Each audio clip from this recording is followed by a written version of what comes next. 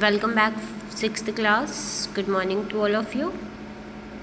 This is your social science class, and today we are going to start second chapter from your history part. The chapter name is The Earliest Societies. Just quickly open your books, beta.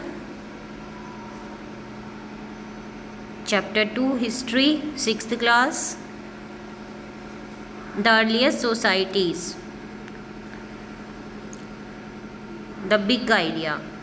In this chapter you will learn about Stone Age, discovery of fire, Paleolithic Age, Mesolithic Age, Neolithic Age or invention of the wheel. These are the points which you learn in this chapter. You will learn in this chapter. History maker Sir John Lubbock was an English banker, philanthropist, politician and scientist. The term Neolithic was coined by Sir Lubbock in 1865 in his book Prehistoric Times to denote New Stone Age. He was instrumental in establishing archaeology as a scientific discipline. Sir John लुबेक थे बेटा, जो एक फिलियंथ्रोपिस्ट, politician और scientist थे. इन्होंने जो new lithic as है उसकी शुरुआत इन्होंने की थी. सर लुबेक ने 1865 में अपनी बुक के अंदर प्री हिस्टोरिक टाइम्स, जो कि न्यू स्टोन एज को क्या है डिनोटेड है. In this chapter at a glance दे रखा है. देखिए एट ए ग्लैंस, जल्दी से एक नज़र डालना. ठीक है. प्री हिस्ट्री में क्या क्या आ गया आपका बेटा? ह्यूमन अपीयर्ड ऑन अर्थ, के ह्यूमंस जो है वो अर्थ पर कैसे आए. Paleolithic age, mesolithic as,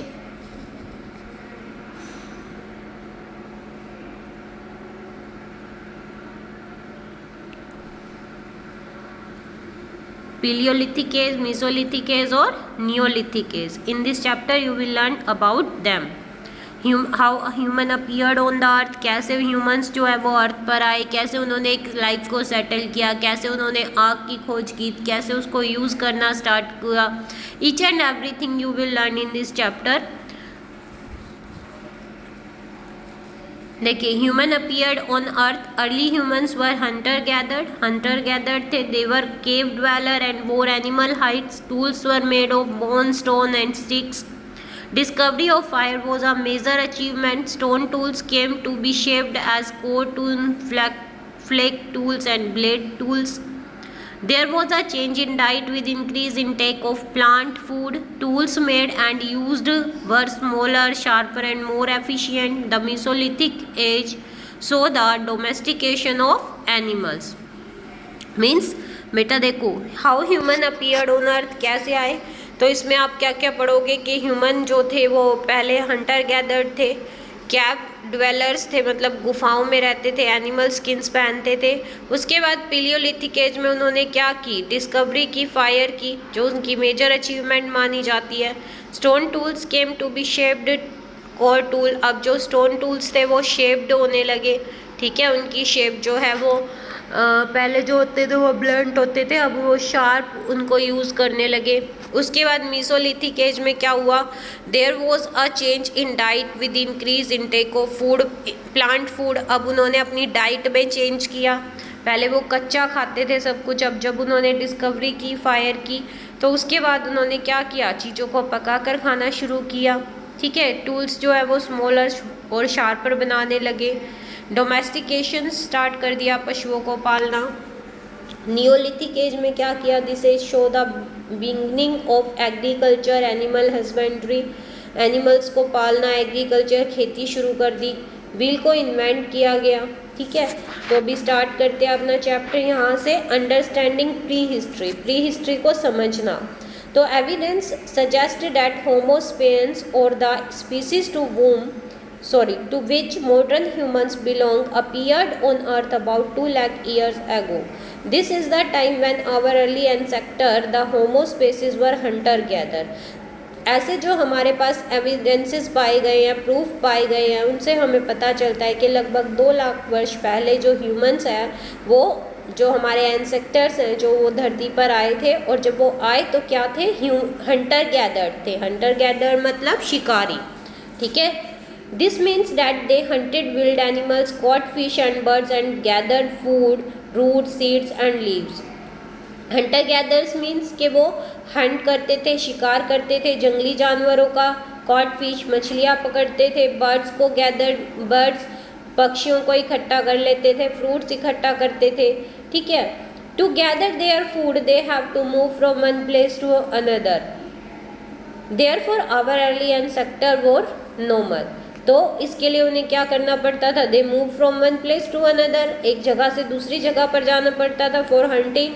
so we can say our early ancestor were nomad. So nomad मतलब बंजारे, बंजारों जैसा जीवन जो है वो व्यतीत करते थे। प्री हिस्ट्री ह्यूमन्स वर केव डेवलपर्स, केव ड्वेलर्स। जो प्री हिस्टोरिक ह्यूमन्स थे, हमारे पहले वाले जो पूर्वज थे, वो क्या थे, केव ड्वेलर्स मतलब गुफाओं में रहते थे। They wore animal hides to protect themselves from extreme cold. They also used tools made of bone, stones and sticks to protect themselves against wild animals, to cut down twigs from trees and to hunt animal। जो हमारे पहले वाले humans थे बेटा, वो केव dwellers थे। केव dwellers मतलब गुफाओं में रहते थे। They wore animal hides to protect themselves, वो एनिमल्स की स्किन को यूज़ करते थे अपने आप को कवर करने के लिए, अपने आप को प्रोटेक्ट करने के लिए ठंड से, गर्मी से, ठीक है। They also use tool made of bone, वो यूज़ करते थे हड्डियों के, स्टोन पत्थरों के बने हुए टूल्स को, औजारों को, विल्ड एनिमल्स को मारने के लिए।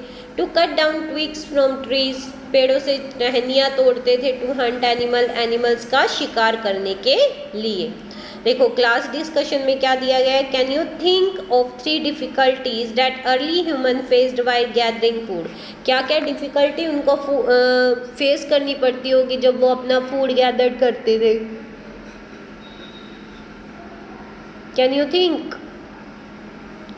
क्या क्या डिफिकल्टीज उनको उठानी पड़ती होगी फूड गैदर करने के लिए। रिस्क होता होगा वो पहली बात तो उनकी लाइफ का, ठीक है। उसके बाद उनको एक जगह से दूसरी जगह पर जाना पड़ता होगा अपने जगह को छोड़कर, ठीक है। तो इस तरह से जो 2-3 हैं आप डिफ़िकल्टीज़ वो इमेजिन कर सकते हो।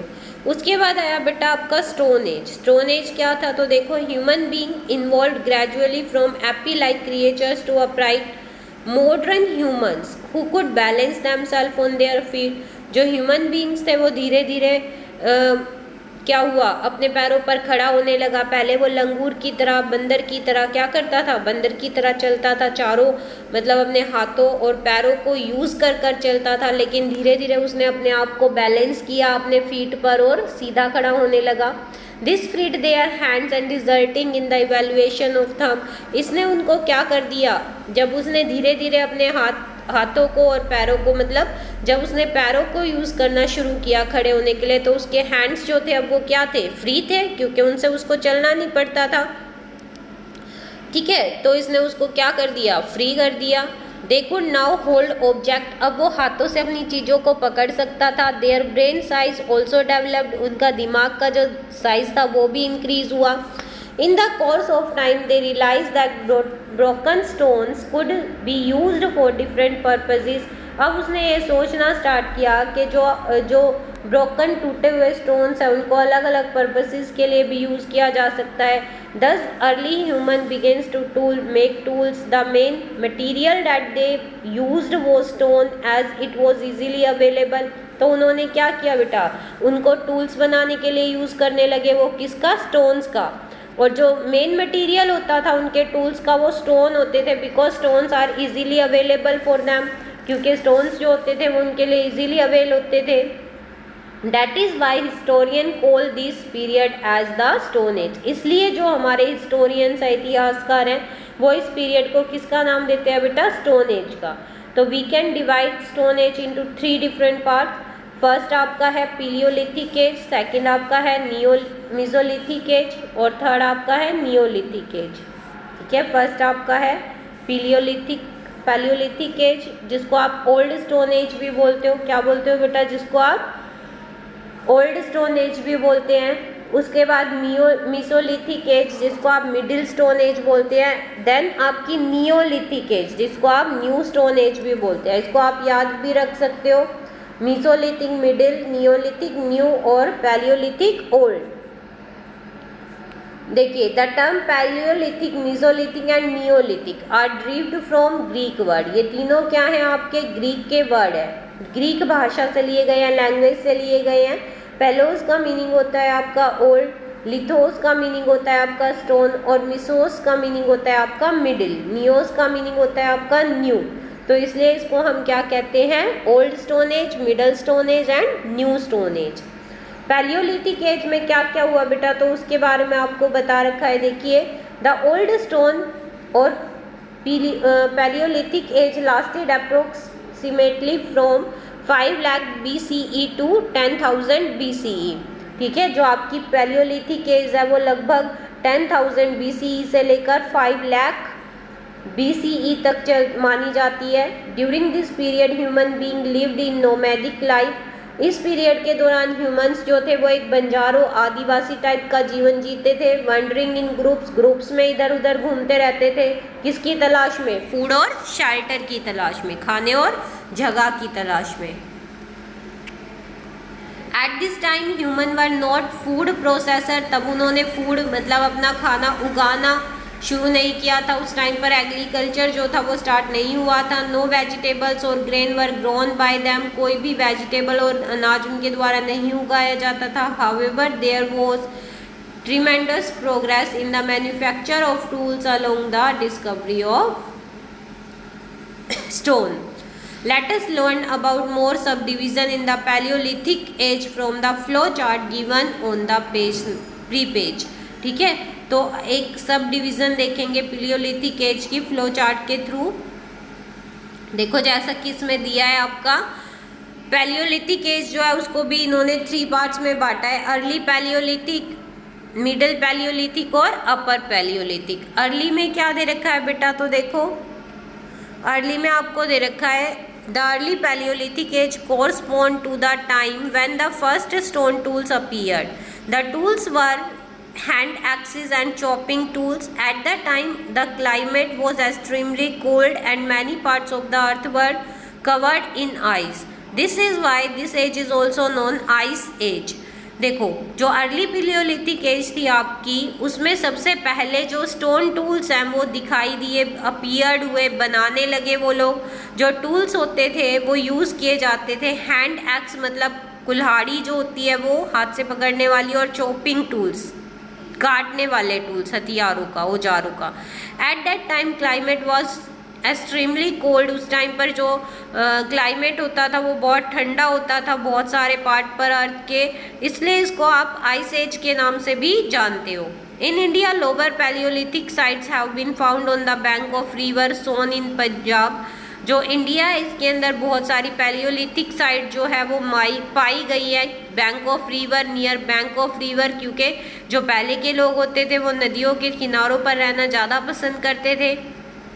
तो ऐसे ही सोन नदी है जो पंजाब में, और नर्मदा नदी जो अब पाकिस्तान में है।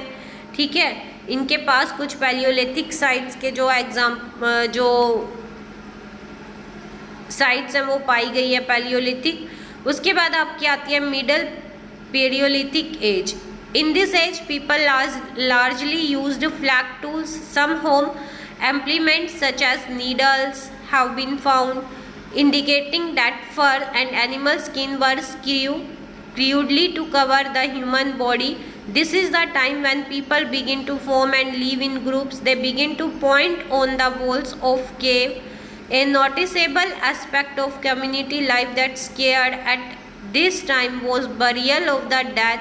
In India, middle Paleolithic sites have been found on the bank of river Luni in Rajasthan and Narmada Valley.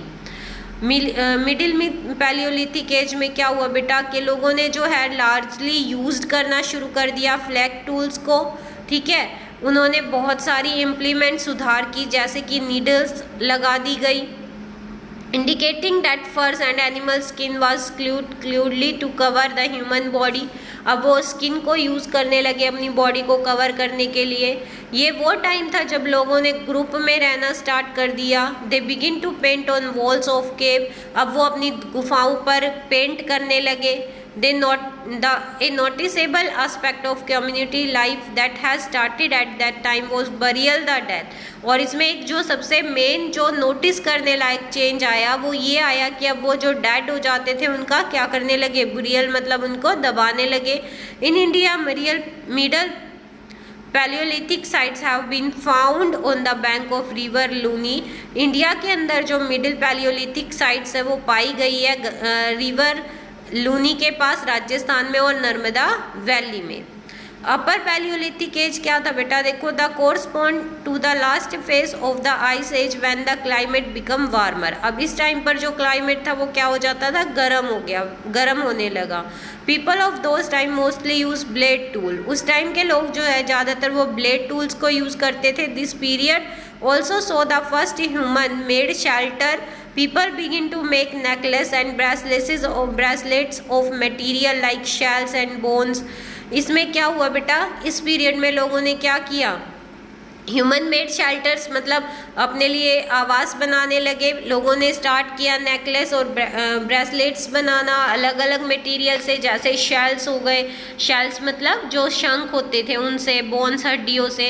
In India the most notable upper paleolithic साइज have been found Bhimbetka in Madhya Pradesh.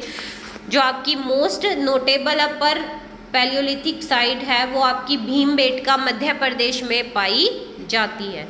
So that's enough for today students. We will discuss the next remaining part of this chapter in next video. Till then read out this chapter carefully and try to solve the exercise. Either you can draw activity, in activity you can draw or paste any picture related to this chapter. So stay safe, stay at home. Thanks for listening me.